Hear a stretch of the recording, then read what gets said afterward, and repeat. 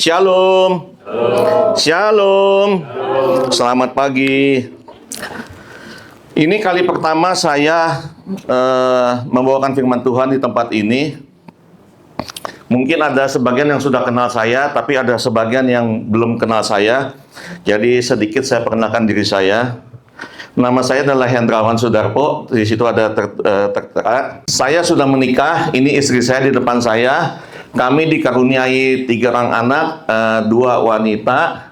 Ini istri saya dan ini ibu saya dan ini 1 lelaki. Jadi 3 orang anak kami.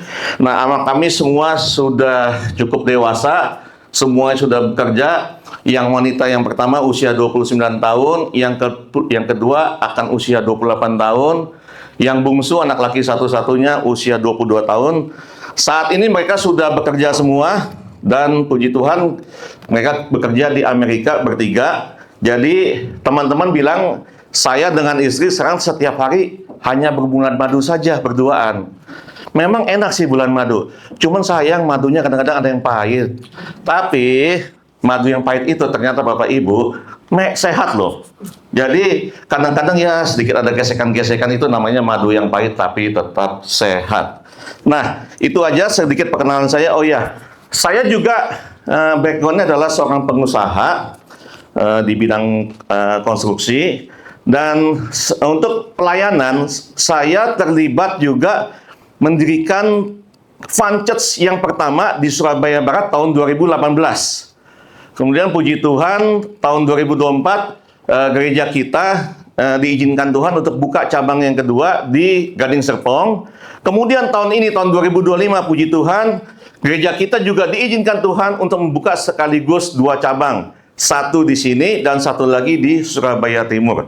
Terima kasih atas segala support Bapak, Ibu, dan teman-teman semua. Marilah kita jadikan gereja kita ini tempat kita bertumbuh bersama. Dan biarlah apa yang kita lakukan di luar sana, baik melayani, baik bekerja, maupun sekolah, biar kita dapat menjadi saksi-saksi Kristus. Dan hanya satu nama yang dimuliakan melalui hidup kita, yaitu nama Tuhan Yesus Kristus. Amin. Nah, Bapak Ibu, seperti kebiasaan saya itu kalau sebelum berkhotbah selalu dimulai dengan pantun. Jadi saya mohon kerjasama teman-teman, Bapak Ibu semua. Kalau saya bilang begini, bilang cakep. Oke? Kita mulai ya. Pergi ke pasar, beli pisang raja. Pulang ke rumah, ketemu saudara. Mari bersama dengar firman Allah. Supaya hati kita penuh sukacita. Haleluya. Kita berikan kemuliaan kepada Tuhan. Terima kasih Bapak Ibu atas kerjasamanya. Baiklah, tema khotbah kita minggu ini adalah membawa Kristus dalam keluargaku. Dan firman Tuhannya kita ambil dari surat Paulus kepada jemaat di Efesus, pasal 5 ayat 21 sampai dengan 33. Mari kita mulai pembacaan kita pagi ini dengan membaca firman Tuhan ini. Nah, saya minta tolong 4 ayat pertama 21 sampai dengan 24 dibacakan oleh Ibu Awi. Kemudian 6 ayat selanjutnya yaitu 25 sampai 37 dibacakan oleh Pak Riki. Kemudian 3 ayat terakhir kita akan baca bersama ya. Siap ya? Silakan Bu Awi. Efesus 5 ayat 21. Tunduklah seorang kepada yang lain di dalam takut akan Kristus. Hai istri, tunduklah kepada suamimu seperti kepada Tuhan. Karena suami adalah kepala istri, sama seperti Kristus adalah kepala jemaat. Dialah yang menyelamatkan tubuh. Karena itu, sebagaimana jemaat tunduk kepada Kristus, demikian jugalah istri kepada suami dalam segala sesuatu. Ya, Pak Riki silakan. Hai suami, kasihilah istrimu sebagaimana Kristus telah mengasihi jemaat dan telah menyerahkan dirinya baginya, untuk menguduskannya sesudah ia menyucikannya dengan memandikannya dengan air dan firman, supaya dengan demikian ia menempatkan jemaat di hadapan dirinya dengan cemerlang, tanpa cacat atau kerut atau yang serupa itu, tetapi supaya jemaat kudus dan tidak bercela. Demikian juga suami harus mengasihi istrinya sama seperti tubuhnya sendiri. Siapa yang mengasihi istrinya, mengasihi dirinya sendiri. Sebab tidak pernah orang membenci tubuhnya sendiri, tetapi memelihara dan merawatnya. Sama seperti Kristus terhadap jemaat. Karena kita adalah anggota tubuhnya. Terima kasih Bu Awi dan Pak Riki. Untuk ayat selanjutnya, 3 ayat ini kita baca bersama ya Bapak Ibu ya. Baca dengan suara sangat lantang. Nikmati kabar baik dari Tuhan. Amin. 1, 2, 3. Sebab itu, laki-laki akan meninggalkan ayahnya dan ibunya dan bersatu dengan istrinya, sehingga keduanya itu menjadi satu daging. Rahasia ini besar, tetapi yang aku maksudkan ialah hubungan Kristus dan jemaat.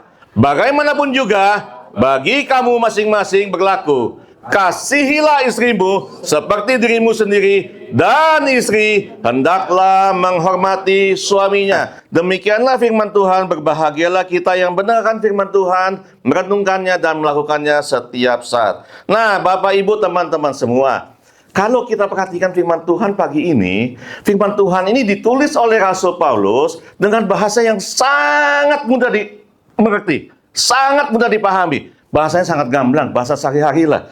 Bahkan, terus terang aja nih ya, firman Tuhan ini paling sering dipakai oleh pasangan suami istri untuk colek-colek suaminya atau istrinya. Contohnya, saya sendiri. Saya kalau malam kerja, misalkan mempersiapkan firman Tuhan, sampai malam tiba-tiba lapar nih. Saya lapar, saya colek istri saya. Mah, saya panggilnya Mam. Mam, tolong dong bikinin mie instan. Pakai caisim, pakai telur, pakai daging babi, maling. Waduh, tambah cabai rawit 1. Mantep pasti itu. Tapi istri saya yang sudah ngantuk, sudah mau tidur, males-malesan gitu. Terus saya bilang sama istri saya, ayo dong, hai istri, tunduklah pada suamimu. Tapi istri saya juga cukup pintar. Dia jawab dengan ayat yang selanjutnya lagi.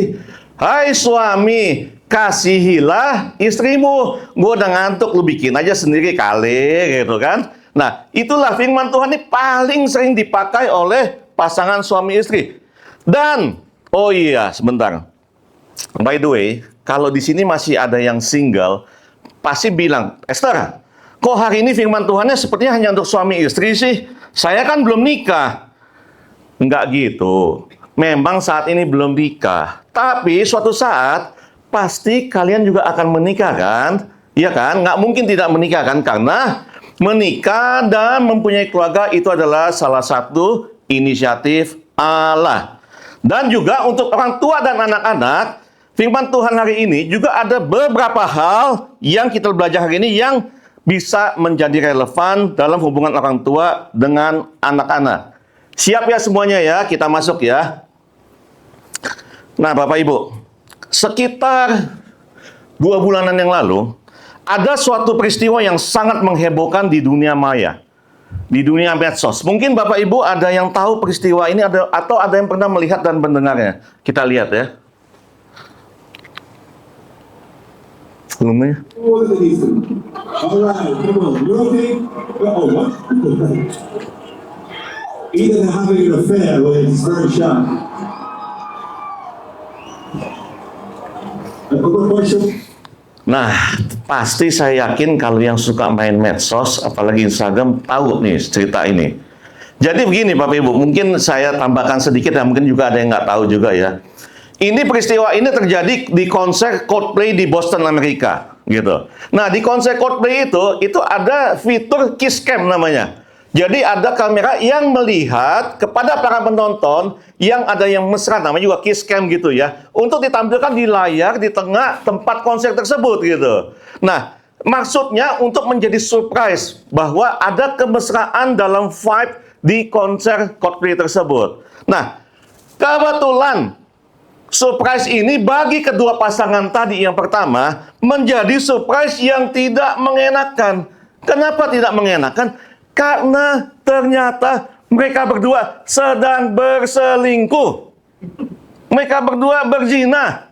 Kenapa begitu? Setelah video ini viral di dunia medsos, baru diketahui mereka berdua bekerja di satu perusahaan yang sama. Si pria adalah CEO di perusahaan tersebut, si wanita kalau nggak salah direktur SDM, Human Resources-nya di perusahaan tersebut. Perusahaan yang sangat terpandang di Amerika, perusahaan yang sangat baik. Dan lebih gawatnya lagi, keduanya sudah berkeluarga masing-masing. Dan keluarga sangat bahagia, keluarga yang utuh. Nah, Bapak Ibu, kita lihat, bayangkan, seseorang yang punya keluarga yang begitu baik, punya pekerjaan yang begitu baik, tidak menjamin tidak jatuh dalam dosa. Itulah kita sebagai manusia mempunyai kerapuhan dalam hal ini. Maka itu kita harus waspada atas lawan kita si iblis yang tidak pernah menyerah untuk menjatuhkan kita. Kejadian ini kemudian menimbulkan perdebatan yang luar biasa di dunia medsos. Ada yang mengatakan, rasain loh. Itulah tanggungan yang engkau harus hadapi karena engkau berdosa terhadap Tuhan. Ada yang bilang, itulah harga yang mahal yang harus engkau bayar. Karena apa? Engkau mengambil kenikmatan duniawi yang ditawarkan si iblis. Itu harga yang harus kau bayar, gitu. Tapi, Bapak Ibu, pagi ini kita tidak akan belajar atau tidak akan masuk dalam perdebatan itu. Saya akan mengajak Bapak Ibu untuk melihat dari sisi lainnya, yaitu bagaimana supaya hal ini tidak terjadi dalam kehidupan kita, baik yang sudah menikah maupun yang akan menikah. Nah, Bapak Ibu, kita lihat. Ada satu figur yang kadang-kadang kita lupa untuk selalu kita libatkan. Figur yang sangat kekal, figur yang jelas sudah memberikan kasih setia yang demikian sejati kepada kita semuanya. Siapakah figur itu? Yesus Kristus. Jadi hari ini kita akan belajar bersama bagaimana kita mulai membawa Kristus untuk hal yang paling dekat, yaitu dari dalam keluarga kita sendiri. Nah, kemudian kita dari pelajaran hari ini kita akan bisa menjawab bagaimana kita seharusnya memulai kasih sejati Allah yang kekal justru dari keluarga kita sendiri, dan bagaimana kita mengajak keluarga hidup harmonis dan menjadi saksi Kristus dalam keluarga. Sebelum kita masuk lebih jauh untuk menjawab pertanyaan-pertanyaan ini, saya undang Bapak Ibu untuk melihat konteksnya dulu, konteks dari firman Tuhan hari ini. Konteksnya ada di ayat 31 dengan 32. Inilah yang saya bilang. Rasul Paulus dalam menulis firman Tuhan, ini harus kita akui seorang yang luar biasa, atau bisa juga kita sebut jenius. Ini hikmat Tuhan betul-betul bekerja luar biasa.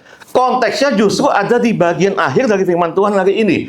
Bapak Ibu lihat, di ayat 31 ada kalimat yang saya highlight dengan tebal berwarna kuning, yang sangat jelas menuliskan bahwa laki-laki akan meninggalkan ayahnya dan ibunya dan bersatu dengan istrinya sehingga keduanya menjadi satu daging. Artinya apa? Artinya hubungan suami istri dipersatukan menjadi satu ikatan yang begitu dekat, begitu kuatnya, dan ini menjadi satu pernyataan yang jelas. Bisa bayangkan Bapak Ibu, ada dua orang yang mempunyai darah yang lain, hubungan darah yang lain, dipersatukan di dalam kasih Tuhan Yesus, menjadi suami istri, menjadi satu darah, menjadi satu ikatan, menjadi satu daging. Dan kemudian membentuk namanya keluarga. Dan kemudian di ayat 32, Paulus menambahkan, rahasia ini besar, tapi yang aku maksudkan ialah hubungan Kristus dengan jemaat. Dari kedua ayat ini, kita lihat apa yang pesan apa yang ingin Paulus sampaikan dari kedua ini. Inilah rahasia yang ingin disampaikan oleh Paulus. Hubungan suami istri mencerminkan, merefleksikan hubungan Kristus dengan jemaat atau gerejanya. Wow. Ini betul-betul wow. Kenapa saya bilang wow? Bagaimana mungkin hubungan dua orang anak manusia, walaupun sudah menjadi suami istri, yang penuh dosa, yang tidak sempurna, yang banyak gagalnya, bisa disamakan, mencerminkan, merefleksikan hubungan Kristus yang begitu mulianya. Ini sesuatu yang luar biasa. Sampai saya berpikir, apakah ada hubungan lain yang lebih mulia, yang lebih serius daripada hubungan suami istri? Saya rasa tidak ada. Hubungan teman bisa saja putus kalau satu pindah keluar kota atau keluar negeri. Even hubungan presiden dengan para menterinya, saat mereka pensiun, jabatan mereka selesai, masa jabatan mereka selesai, hubungan itu bisa terputus. Hubungan dengan tetangga, saat salah satu tetangga kita pergi, juga hubungannya bisa terputus. Even yang sudah kuliah dan sekolah di sini, hubungan dengan pengajar Anda, pada saat Anda sudah meninggalkan sekolah Anda, apalagi yang SD, pasti udah lupa sama pengajarnya. Jadi, tidak ada satupun hubungan di sini yang seistimewa hubungan suami istri. Kenapa? Pertanyaan selanjutnya adalah gini loh yang saya tanya ya. Kenapa kok Paulus menyatakan atau menggambarkan seperti ini? Hubungan suami istri merefleksikan, mencerminkan hubungan Kristus dan jemaat. Saya akan bawa Bapak Ibu untuk melihat dari dua hal. Identitas hubungan tersebut dan sifat hubungan tersebut. Suatu hubungan yang mempunyai identitas sebagai hubungan yang berdasarkan kasih sejati. Bahwa Paulus menuliskan hubungan suami istri mencerminkan hubungan Yesus dengan jemaat ya. Perkataan ini dengan jelas, tegas, gamblang mengartikan bahwa kedua hubungan ini mempunyai identitas yang sama. Itu adalah lambang sama dengan. Hubungan yang sama, identitas yang sama. Ini yang saya bilang tadi, begitu istimewanya. Kita manusia yang sangat kotor, sangat berdosa. Kok bisa disamakan dengan Kristus yang begitu mulia, yang begitu agung? Inilah yang saya sebut anugerah kasih setia atau kasih sejati yang diberikan kepada kita semua. Bagaimana Yesus yang begitu agung, dia turun dari surga ke bumi, menanggalkan jubah keagungannya hanya untuk menebus dosa kita, hanya untuk menyelamatkan kita. Dia rela terhina, mati, tersiksa di kayu salib, yang mestinya kita yang tanggung, tapi dia yang tanggung. Adakah kasih yang lebih lagi dari itu? Tidak ada. Itulah yang saya sebut dengan kasih sejati. Dan Paulus menuliskan di sini, kasih sejati yang diberikan Kristus kepada kita sama dengan kasih sejati yang ada di suami dan istri. Inilah identitas hubungan yang pertama. Yang kedua, mengenai sifatnya. Suatu hubungan yang punya sifat yang menyatu, tidak terpisah alias kekal. Bapak Ibu, hubungan kita gereja dengan Kristus itu adalah hubungan yang di dalamnya ada bersifat satu kesatuan yang hidup. Jadi Kristus dengan kita, kita dengan Kristus, ada hubungan yang terikat. Ada hubungan yang satu, yang berfungsi terkait satu dengan yang lainnya. Saya kasih ilustrasi seperti ini. Oke, gereja kita adalah satu kesatuan. Yang mana di dalamnya terdapat berbagai etnis, berbagai suku bangsa, berbagai bahasa, kemudian apa lagi? Berbagai status ekonomi, berbagai warna kulit. Tapi di dalam gereja itu semua tidaklah menjadi persoalan. Inilah yang saya sebut gereja dalam satu kesatuan yang mengikat dengan kedudukan yang sama di dalam Tuhan Yesus Kristus. Nah, kesatuan ini menjadikan seluruh bagian dalam gereja kita ini adalah kesatuan yang mulia, yang sama mulia adanya. Saya kasih ilustrasi yang lebih gamblang lagi. Tubuh kita, paling bawah apa? Kaki kita. Paling atas, kepala kita. Tapi ini bukan satu kesatuan, bukan? Apakah ada Bapak Ibu yang bilang, oh kalau kaki saya kena kanker, nggak masalah, jauh dari kepala saya. Tidak akan ada yang berarti itu. Ada yang bilang, tulang saya keras, kulit saya tipis. Terus kulit saya kalau kena luka, kanker kulit, nggak apa-apa, masih ada tulang saya. Tidak mungkin akan ada yang berani mengatakan begitu. Inilah yang saya sebut sebagai satu kesatuan yang saling berhubungan, yang kekal. Ada kaki, ada tangan, ada badan, ada kepala. Sama dengan hubungan Kristus dengan jemaatnya. Hubungan yang kekal. Arti kata, ini yang ingin disampaikan oleh Paulus. Bahwa hubungan suami istri mempunyai identitas kasih sejati. Seperti hubungan Kristus dengan jemaatnya. Dan hubungan suami istri adalah hubungan yang kekal seperti hubungan Kristus dengan jemaatnya. Nah, Bapak Ibu, dari konteks ini kita sudah bisa memahami bahwa apa yang dimaksudkan oleh Paulus di sini. Dan untuk selanjutnya akan sangat mudah sekali untuk kita membahas ayat-ayat yang selanjutnya. Inilah yang saya bilang, keistimewaan Paulus, dia berikan konteks yang sangat jelas. Nah, Bapak Ibu, kita masuk dalam bagaimana membawa Kristus dalam keluargaku. Dengan cara pertama, Kristus menjadi dasar relasi. Ya, Bapak Ibu, seperti dituliskan di ayat 21 tadi, Paulus memulai dengan perintah, dengan pesan, perintah yang sangat jelas. Tunduklah seorang kepada yang lain di dalam takut akan Kristus. Pesan yang sangat tegas, pesan yang sangat mudah dipahami, bahwa jadikan Kristus sebagai dasar relasimu. Hai para suami, hai para istri. Kemudian, apa saja pesan-pesan selanjutnya yang disampaikan mengikuti pembukaan ayat 21 ini? Suami, di ayat 23, Paulus menyampaikan, suami adalah kepala istri, dan Kristus adalah kepala jemaat gereja. Suami adalah kepala dari istri, sama seperti Kristus adalah kepala dari gereja. Nah, Bapak Ibu, ini pesan-pesan yang ingin disampaikan kepada para suami. Kita mulai dengan suami dulu ya. Biasanya kan ladies first. Ini suami-suami siap ya. Nah, para suami, pesan apa yang ingin disampaikan oleh Paulus dengan firman Tuhan ini? Suami adalah kepala, bukan penguasa yang sewenang-wenang, tetapi pemimpin yang memimpin berdasarkan kepemimpinan Kristus. Ini yang saya ingin ingatkan kepada para suami, kepada para calon suami, kepada para pria, kepada para bapak.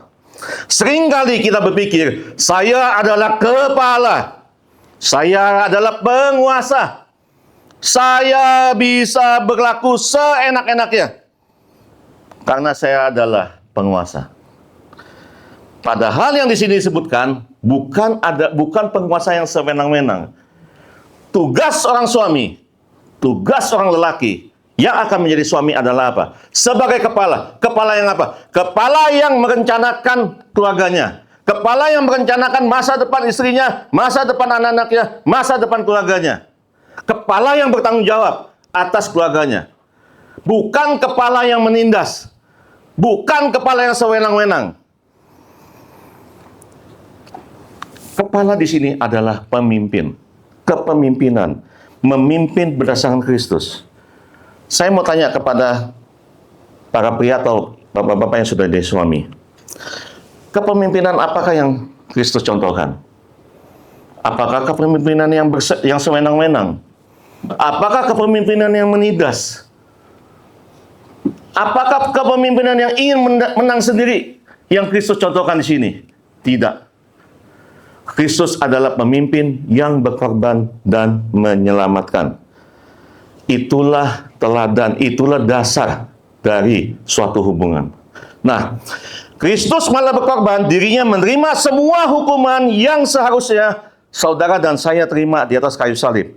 Dan Kristus juga menyelamatkan tubuh. Artinya, Kristus adalah kepala yang berkorban untuk keselamatan jemaat dan gerejanya. Yang kalau kita koneksikan kembali kepada para suami, seorang suami yang berjiwa penyelamat, seorang suami yang bertanggung jawab, seorang suami yang mengetahui kalau istrinya dan anak-anaknya itu adalah lemah. Jadi suami adalah kepala, bukanlah untuk memaksakan kehendaknya, tetapi untuk rela berkorban, rela menyelamatkan, yaitu untuk mengasihi seperti Kristus. Kasih yang rela berkorban untuk keselamatan, kepentingan, dan sukacita keluargamu. Selanjutnya, para istri. Di ayat 22 dan 24 dikatakan, hai istri, tunduklah kepada suamimu seperti jemaat tunduk kepada Kristus. Pesan apa lagi yang ingin disampaikan Paulus di sini? Paulus berkata begini, hai istri, tunduklah kepada suamimu seperti kepada Tuhan. Bukan tunduk kepada suamimu karena suamimu Tuhan. Bapak Ibu hati-hati ya. Lihat, perbedaan kosakata sangat kecil, tapi artinya sangat besar. tunduklah kepada suamimu seperti engkau tunduk kepada Tuhan, tapi suamimu bukanlah Tuhan. Nah, pertanyaan saya, tadi di ayat di yang sebelum ini kan disebutkan, suami mengambil teladan dasar kepemimpinan Kristus. Oke, seandainya suami-suamimu belum seperti itu, apa yang para istri lakukan? Apa tidak perlu menunjukkan rasa hormat kepada suamimu? Sampai nanti kalau dia sudah bisa menunjukkan dia seperti Kristus, baru aku akan menghormati dia. Apa seperti itu?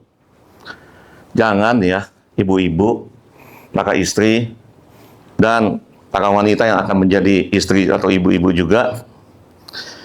Yang namanya manusia, nggak ada yang sempurna, termasuk suamimu juga. Pasti memiliki kekurangan dan pernah melakukan kesalahan. Makanya kadang-kadang ada madu yang rasanya pahit. Gitu. Nah, jadi bagaimana para istri harus menghormati suaminya yang tidak sempurna ini? Dengan cara seperti apa? Caranya adalah, para istri dan calon istri, jadilah penolong suamimu yang tidak sempurna. Pada saat suamimu gagal, pada saat suamimu lemah, berikan suamimu feedback atau masukan, hormatilah dia dengan cara yang membangun. Berikan feedback yang membangun, yang penuh kasih, yang penuh hormat. Ada kasih di sini. Seperti tadi suami mempunyai kasih, di sini juga yang dimaksudkan oleh Paulus dalam firman Tuhan ini, istri pun juga harus mempunyai kasih terhadap suaminya. Kasihilah dan tolonglah suamimu untuk dapat menjadi pemimpin yang baik seperti Kristus yang memimpin. Doakanlah suamimu setiap saat. Saya mau tanya sama Bapak Ibu, yang menolong sama yang ditolong, kuatan yang mana? Pasti kuatan yang menolong, kan? Jadi sebenarnya para wanita, Anda boleh secara fisik terlihat lemah, tapi sebetulnya Anda lebih kuat. Kenapa? Karena Anda yang disuruh untuk menolong yang akan menjadi pemimpin. Untuk menolong sang pemimpin. Coba dilihat gambar berikut ini. Ini adalah bukti. Emak-emak, ras paling kuat di dunia. Ini saya ambil screenshot dari video. Ini emak-emak udah jelas salah. Nggak bawa SNK, nggak bawa SIM, ditahan polisi, dia ngamuk sama polisinya. Yang sebelahnya ini dia ngelawan jalan, gitu. Ngelawan jalan, ketemu bis, disuruh berhenti, dia lagi lebih marah daripada bisnya. Bapak Ibu, sedikit saya mau cerita ini. Saya punya teman, sepasang suami istri. Si suami ini mungkin sekitar 2 tahun lah tidak bekerja. Selama si suami ini tidak bekerja, si istri yang bekerja keras nih. Pokoknya dia kerja dari pagi sampai malam demi bisa mendukung suaminya, demi bisa mendukung kehidupan anak-anaknya. Selang berjalan 2 tahun, si suami akhirnya mendapatkan pekerjaan. Namun sayangnya, pekerjaan yang dia dapatkan mengharuskan si suami pergi keluar kota. Mereka tinggal di Bekasi, si suami harus kerja di Pulau Batam, di salah satu galangan kapal di Pulau Batam. Singkat cerita, berangkatlah si suami. Setelah berjalan 1 tahun, si suami cukup pintar, cukup berprestasi, sehingga gajinya naik, pangkatnya juga naik di galangan kapal tersebut. Sehingga dia bilang sama istrinya, Mami sekarang udah nggak usah kerja lagi. Mami istirahat, Mami tunggu di rumah aja. Pokoknya Papi bisa kirimin semua uang belanja, semua kebutuhan sekolah anak-anak. Mami rawat anak-anak ya.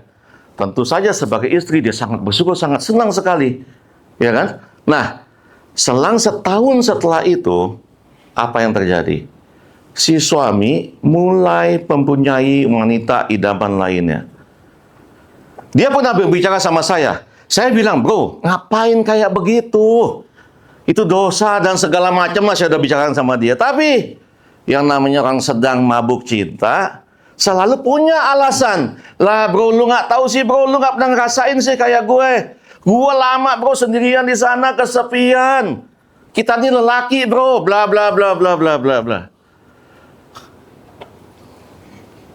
Singkat cerita, suatu hari dia sedang berleha-leha dengan wanita idaman lainnya di teras depan mes mereka berdua. Mereka berdua ini kerja satu tempat juga, persis kayak tadi video tadi itu. Sedang baca Quran, besar Qurannya. Jadi ceritanya nih, menurut teman saya nih, sedang berimajinasi mau beli rumah untuk berdua di Pulau Batam. Tiba-tiba di latar belakang sebelah sana, ada yang bertepuk tangan. Pok, pok, pok, pok, pok. Ditutuplah itu Quran sama si cowok. Ya kan? Kaget dia. Istrinya nongol di depan mes. Padahal sang istri tidak pernah tahu alamat kerjanya di mana. Tidak pernah tahu. Dia hanya sepintas dengar ada galangan kapal di Batam namanya ini, gitu. Si istri bahkan tidak pernah mengecek sekalipun di mana suaminya bekerja. Tiba-tiba bisa nongol. Sampai teman saya ini bilang, gile bro, gua sangka gua ngimpi. Gua tahu kalau itu bukan ngimpi. Begitu, itu cewek sebelah gua dihajar sama bini gua, jeger-jeger. Dia bilang begitu. Gua tahu, waduh, bukan mimpi. Terus saya tanya sama teman saya, terus lu diapain sama bini lu? Inilah kehebatan seorang istri yang setia. Suaminya tidak diapa-apakan sama dia. Malah si istri sambil nangis bertanya sama suaminya, kenapa sih? Kenapa engkau mengkhianati aku? Apa salahku? Apa dosaku? Apa sih yang gak baik dari aku gitu? Kenapa kau mengkhianati aku? Kenapa kau mengkhianati anak-anak kami? Kenapa? Gitu. Coba bayangkan.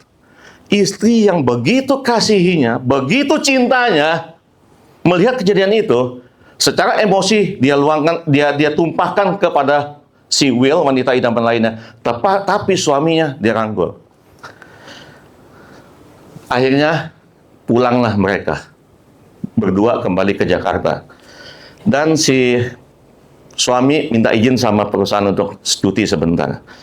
Saya tanya sama istrinya, lu kok bisa tahu sih? Suami lu kok punya cem-ceman? Tahu nggak jawabannya apa? Insting. Tuhan begitu adil dan luar biasa. Pria punya fisik lebih kuat, punya logika lebih kuat. Tapi kalau soal insting, wanita diberikan privilege oleh Tuhan, kelebihannya. Makanya kadang-kadang terus terang aja, saya kadang-kadang ya kalau mau mulai awal berbisnis, saya suka ajak istri saya. Paling enggak dia bisa melihat lawan saya, lawan bicara saya. Apa yang saya andalkan? Insting dari seorang wanita. Apakah pria ini, nggak peduli bisa seperti apa, lihat dulu siapa calon partner gitu. Nah, Bapak Ibu, yang namanya insting seorang wanita jangan pernah dianggap remeh. Nah, dari hal yang pertama ini, apa yang bisa catat, yang bisa dapat kita aplikasikan? Jadikan Kristus sebagai alasan dan motivasi kita menghormati satu dengan yang lainnya. Karena tanpa Kristus, relasi keluarga cenderung dibangun di atas ego. Namun dengan Kristus, relasi dibangun di atas kerendahan hati dan saling menghormati. Bapak-bapak, ibu-ibu, teman-teman, saat engkau mulai membangun ataupun sedang membangun suatu relasi dalam berkeluarga, ingatlah untuk selalu menempatkan Kristus sebagai dasar relasimu di dalam keluargamu. Lihat bagaimana kasih Kristus terhadap jemaatnya, terhadap kita semua. Maka kita sebagai pasangan hidup, sebagai satu keluarga, haruslah saling mengasihi, punya kerendahan hati untuk saling melayani, untuk berkorban dan mengampuni, namun tetap saling menghormati. Selanjutnya, yang nomor 2, membawa Kristus dalam keluargaku dengan cara menjadikan Kristus menjadi teladan kasih. Di ayat 25 dalam perintah selanjutnya kepada jemaat di Efesus, Paulus menggambarkan kasih suami kepada istri digambarkan seperti kasih Kristus kepada jemaatnya. Kasih. Tadi di poin ke-1 sudah kita lihat kasih. Di sini diulangi lagi oleh Paulus. Kasih. Kasih apa yang dimaksudkan oleh Paulus di sini? Kasih yang sejati. Artinya, Paulus memberikan pesan dalam keluarga yang dimulai oleh para suami sebagai pemimpin keluarga untuk menerapkan teladan kasih sejati Kristus dalam keluarga. Apa teladan kasih sejati Kristus yang disampaikan oleh Paulus dalam firman Tuhan kita untuk hari ini? Kasih Kristus adalah kasih sejati yang rela berkorban, bukan menguasai. Love is to sacrifice yourself to accomplish the others. Cinta adalah mengorbankan dirimu sendiri untuk menggenapi yang lainnya. Yesus rela berkorban, menyerahkan dirinya di atas kayu salib bagi jemaatnya, supaya jemaatnya terselamatkan, menjadi kuat, dan bertumbuh. Suami menjadi kepala keluarga, istri sebagai penolong pendukung suami, maupun suami istri sebagai satu keluarga, harus mempunyai teladan Kristus untuk berkorban, menopang, mendidik keluarganya, bukan hanya memanjakan. Kenapa saya bilang begitu?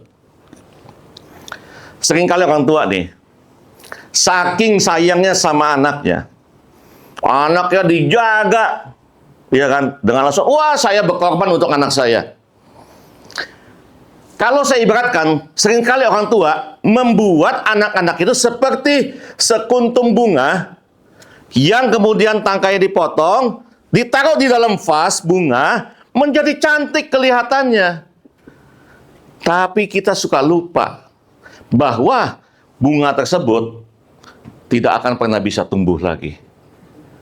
Karena apa? Akarnya sudah kita potong.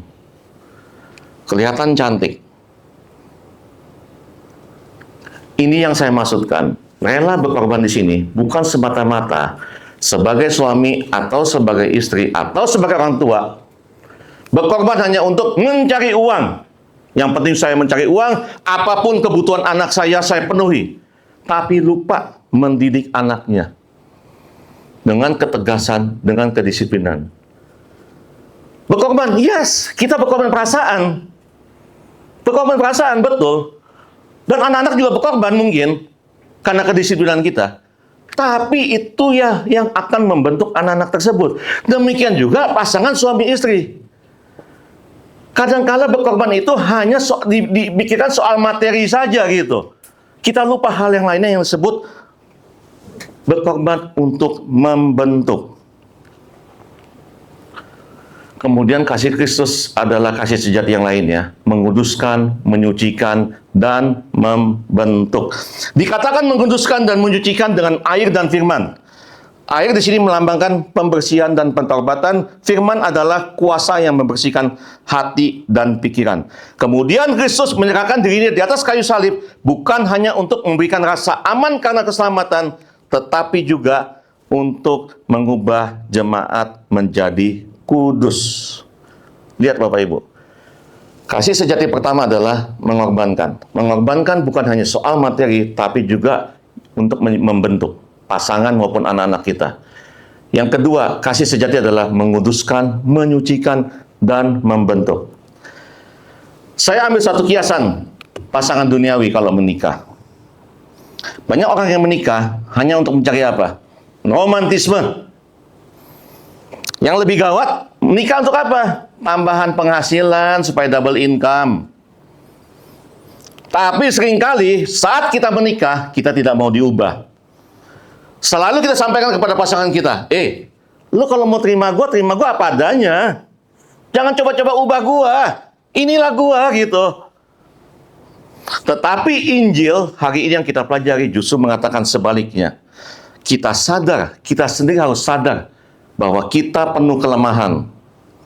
Kemudian saat kita masuk dalam pernikahan, dalam keluarga, haruslah dengan kerendahan hati dan berkata, God, Tuhan, tolong ubah aku Tuhan.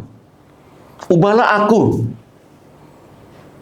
Mulailah dengan mengubah aku sendiri Tuhan. Karena pernikahan bukanlah hanyalah sarana mencari kenyamanan, tapi juga sarana yang dipakai Tuhan untuk menguduskan dan menyucikan kita. Bapak Ibu, perhatikan ini.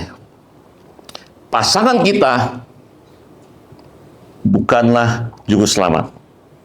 Tetapi juru selamat hanyalah Tuhan Yesus. Tetapi pasangan kita adalah rekan Kristus, rekan Allah yang dipakai Tuhan untuk mengikis ego kita, membentuk karakter kita, dan mengubah kita untuk semakin serupa dengan Kristus, sehingga keluarga kita diselamatkan. Tadi saya sampaikan di awal tadi, saya dengan istri saya, ya kadang-kadang ada madu pahit, namanya konflik dan gesekan. Dalam pernikahan, pasti hal itu terjadi. Kita letakkan 2 batu permata dalam 1 tumbler. Kemudian kita aduk, kocok-kocok itu sampai bergesekan batu-batu tersebut. Sehingga saling menggesek itu akan timbullah permata yang sebenarnya. Keindahan yang sebenarnya. Jadi pernikahan itu adalah suatu wadah kasih sejati, tempat ego kita dilembutkan, karakter kita dimurnikan, dan pada akhirnya kemuliaan Kristus dinyatakan. Nah, Bapak Ibu, seperti Kristus memurnikan jemaat, demikian pula suami istri dipanggil saling menolong agar masing-masing semakin kudus. Seperti yang disampaikan oleh Pastor Jimmy, mungkin pada minggu pertama. Ini ada sedikit relevannya. Pasangan kita bukan untuk diberhalakan satu sama dengan yang lainnya. Bukan untuk memanjakan, tapi bukan juga untuk menyenangkan saja, tapi untuk dibentuk, untuk dipersembahkan kepada Kristus dengan hidup yang mulia. Dari poin kedua ini, apa yang bisa kita aplikasikan? Saling memberikan kasih yang rela dan berani mengorbankan diri demi kebaikan dan kekudusan orang yang dikasihi. Karena tanpa Kristus, kasih mudah jadi transaksional. Namun dengan Kristus, kasih menjadi pengorbanan tanpa syarat. Bawalah teladan kasih, yaitu kasih sejati seperti yang ditunjukkan Kristus dalam keluarga kita. Kasih sejati, kasih yang rela berkorban, kasih yang menguduskan, kasih yang menyucikan, kasih yang membentuk, sehingga keluarga kita bisa mempersembahkan hubungan yang mulia kepada Tuhan kita. Poin ketiga, poin yang terakhir. Membawa Kristus dalam keluargaku dengan cara Kristus menjadi penopang kesatuan. Dari ayat 28 sampai dengan 31. Di ayat 28 dan 31 dikatakan suami dan istri adalah satu daging. Ini mencerminkan kesatuan seperti Kristus dengan jemaat atau gereja. Artinya, pasangan hidup kita bukanlah orang lain, tapi pasangan tersebut melainkan bagian dari diri kita. Bagian dari kita sendiri. Menjadi kesatuan yang kekal seperti Kristus dengan jemaatnya. Nah, Bapak Ibu, kita menjadi satu daging. Artinya apa?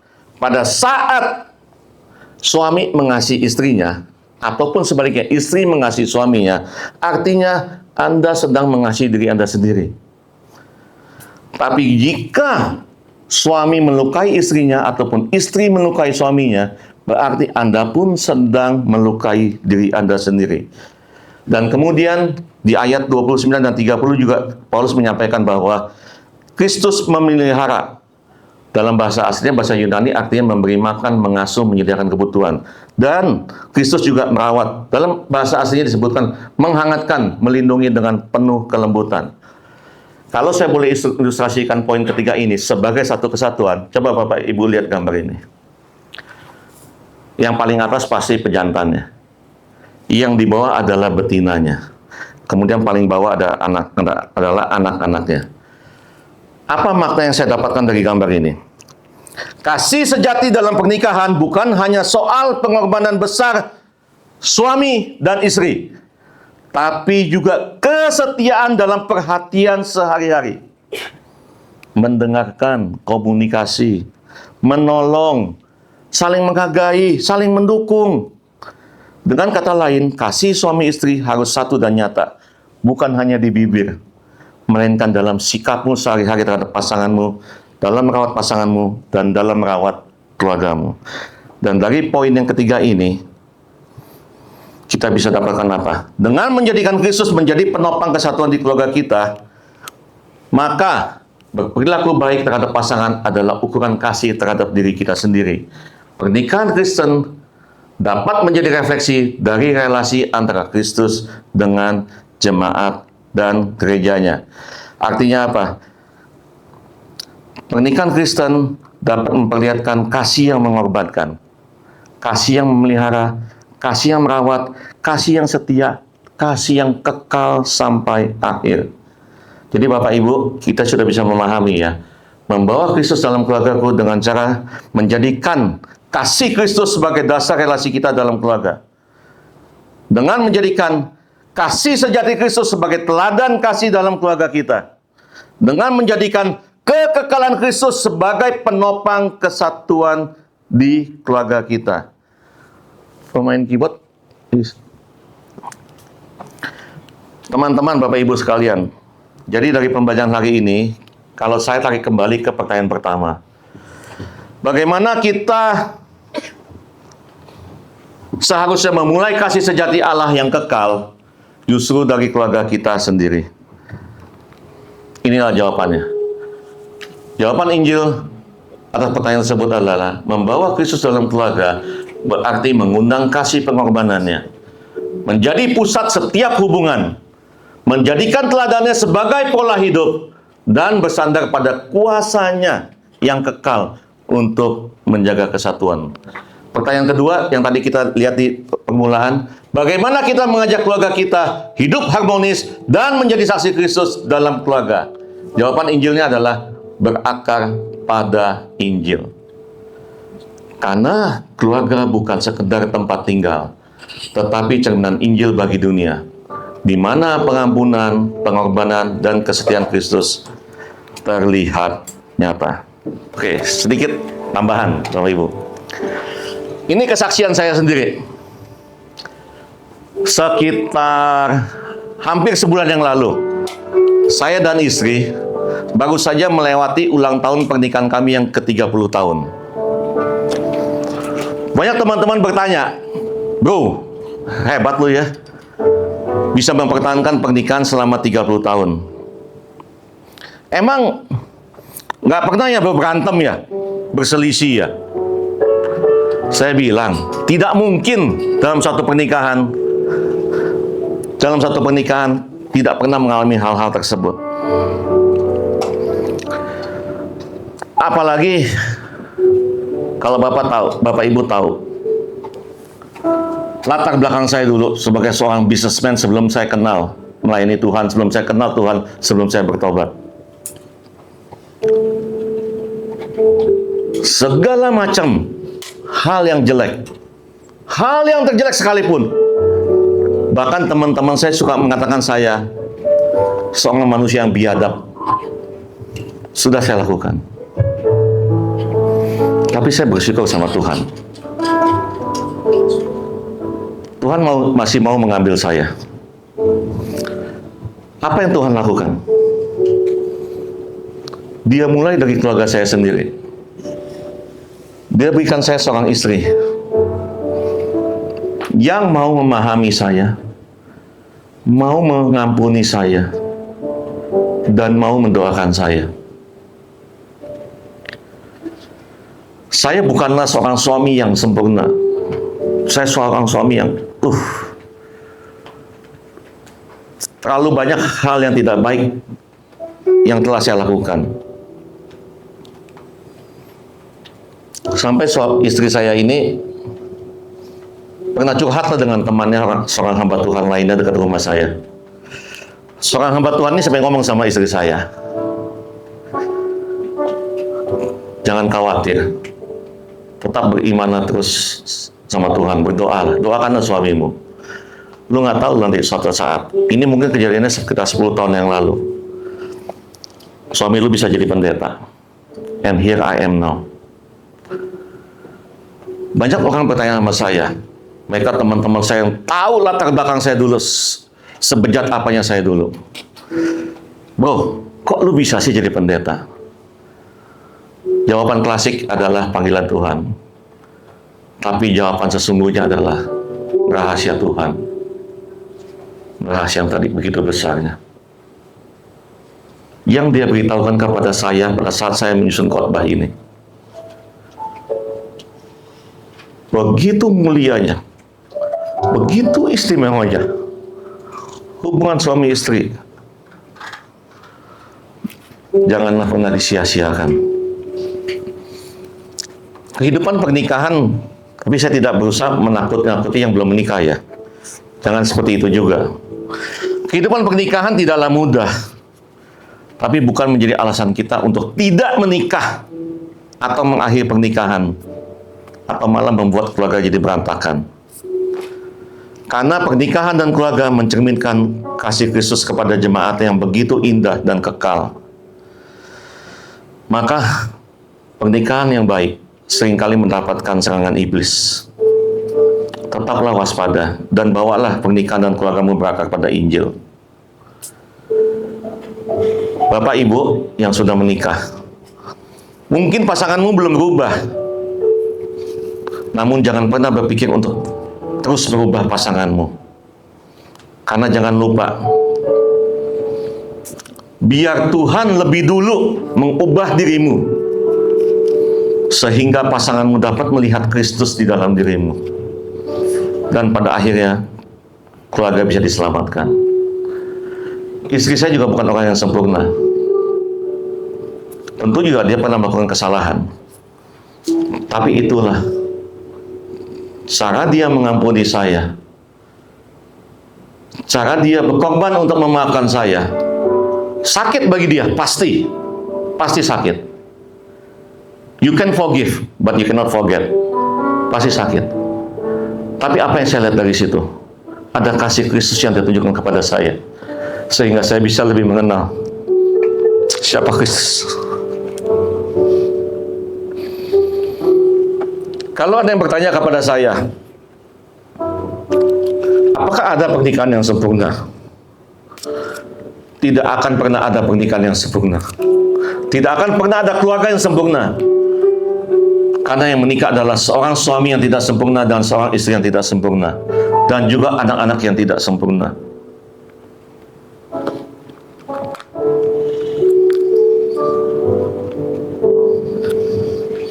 Namun kenapa kita bisa saling memaafkan? Karena kita melihat kasih Kristus. Kita melihat pengorbanan yang dilakukan pasangan kita maupun orang tua kita. Bapak Ibu,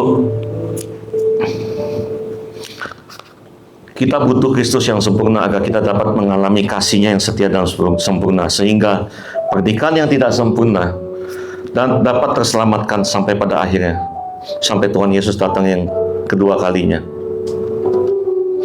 Kepada Bapak Ibu yang sudah terlanjur berpisah karena perceraian ataupun pasangan Anda sudah dipanggil terlebih dahulu oleh Tuhan, jangan pernah khawatir. Ada mempelai kita yang semua sedang kita tunggu bersama, yaitu Kristus yang akan datang kembali. Pesan saya kepada para suami dan calon suami, istrimu adalah ciptaan yang dikirimkan Tuhan untuk melengkapimu. Namun seringkali engkau menjadikan dia tempat melampiaskan emosimu dan egomu. Padahal apakah pantas dia menerima itu darimu? Apa sih yang dia cari dari hidupmu? Uangmu. Memangnya ada berapa uangmu sampai kau bisa melakukan hal itu kepada pasangan yang diciptakan Allah untukmu? Yang dicari istrimu adalah kasih setia dan tanggung jawabmu sebagai kepala keluarga. Yang dia cari adalah tempat untuk dia bersandar dan mengadu saat dia memerlukanmu. Dia hanya ingin mendengar kamu berkata, "Tenanglah istriku, masih ada aku suamimu yang akan menjagamu." Demikian juga anak-anak.